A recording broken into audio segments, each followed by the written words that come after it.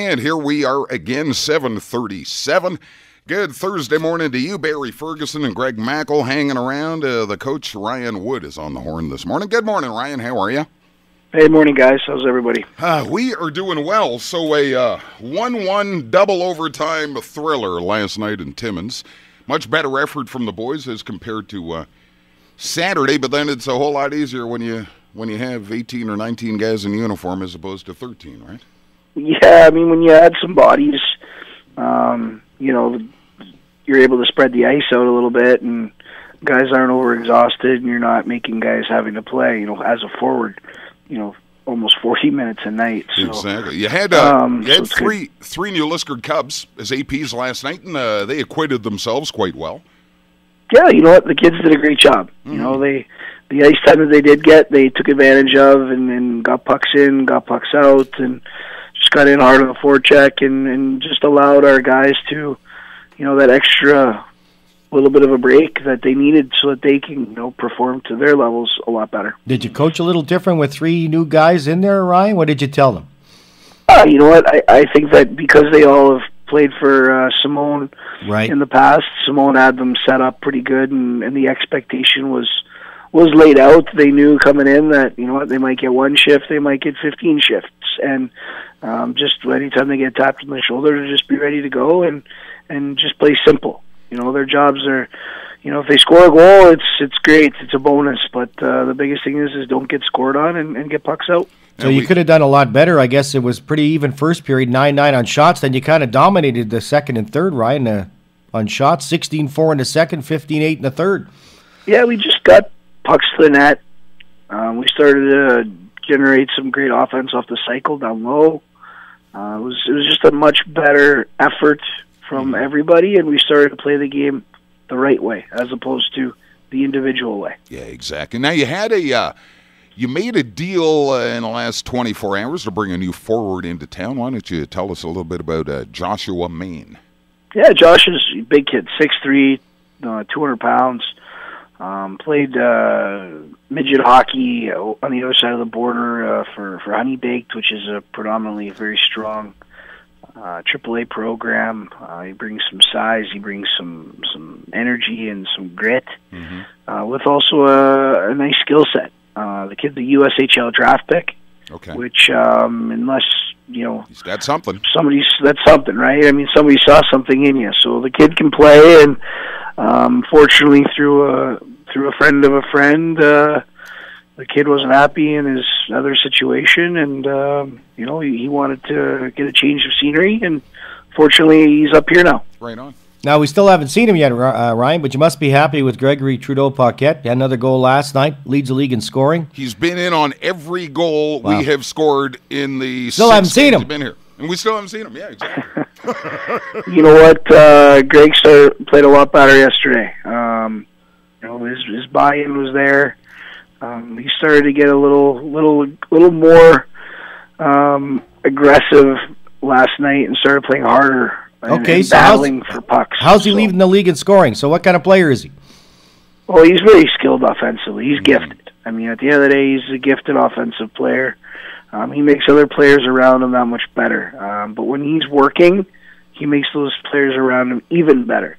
And last night he decided that he wanted to work and knew that he was ready to go. And he set up some guys yesterday for some amazing grade A chances that, no kidding. Unfortunately we just didn't bury on. But, Masternak in that yesterday for Timmins was pretty good. The shots were 44-24. So. Yeah, the Timmins goalie played a good game last night. I tell you what I was impressed with last night with Paquette was he made some great defensive plays last night to thwart some Timmins opportunities. Played well at both ends of the rink. And Greg's a kid where if you challenge him,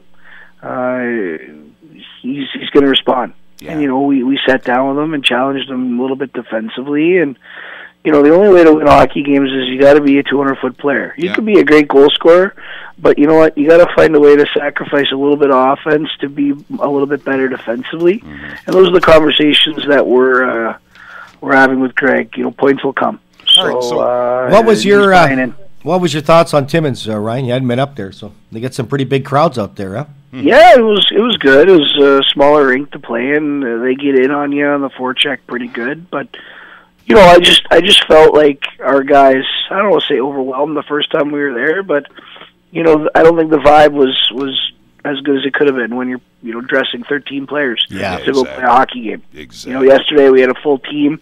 It makes people a little more accountable when they know that, well, if they're not playing, they might not get on the ice. Right. Where when you got 13 guys, they all know that they're going to play. It doesn't matter how they play. So we got to start kind of the unfortunate. We're going to start getting some of these guys back, or? Yeah, I mean, it's a nice situation. To get Nikitin back here starting next Tuesday. Okay. So for people that don't know, we appealed his 8-game suspension. Went in front of an appeal committee.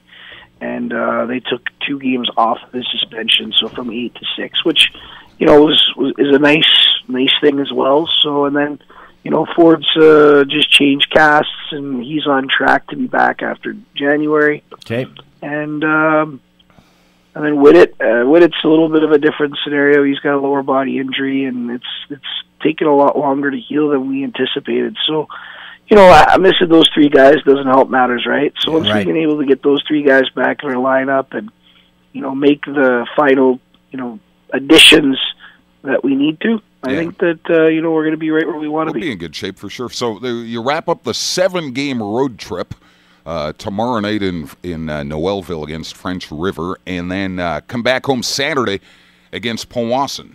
And that should be a good one. It's been a long time since we've seen the club on home ice. No, like I say, we traded for this guy. He's scored on every game. He's had a goal. We haven't seen him play yet. And Saturday evening should be a whole lot of fun. The Salvation Army will be out with their kettles and whatnot. And it's also a food bank drive night. So we ask fans to bring a non-perishable food item for the Kirkland Food Bank this holiday season.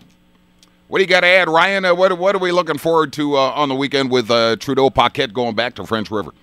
Well, I think that it'll be exciting for him, and I don't think the fans were overly happy the fact that he wanted to leave, but I'm sure he's going to want to go back and play against his old team as hard as possible and help his new team win. And I mean, at the end of the day, the kid's all about being a gold miner.